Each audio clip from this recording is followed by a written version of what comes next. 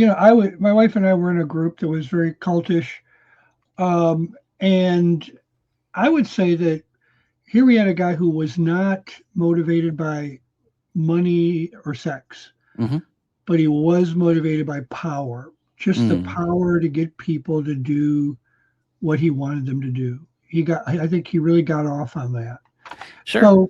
So that could be the angle for many of these leaders. Um, Maybe. and I think it is, even if you have the others, Hmm. really, you can't let go of the power. Sure. Yeah. I mean, there's definitely a multifaceted approach to this. I agree. I definitely think like power is a big part of it.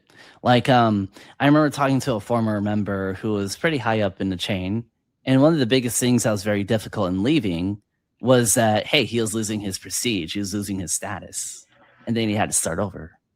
Yeah.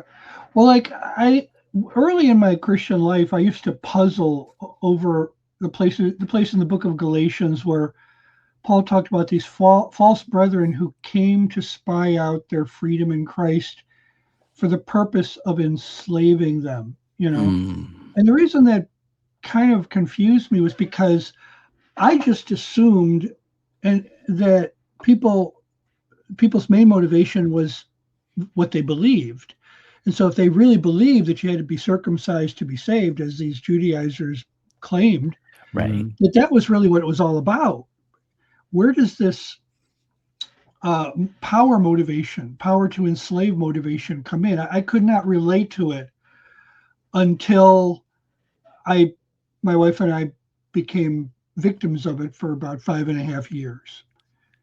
And now on the other side of that experience, it's like, oh yeah,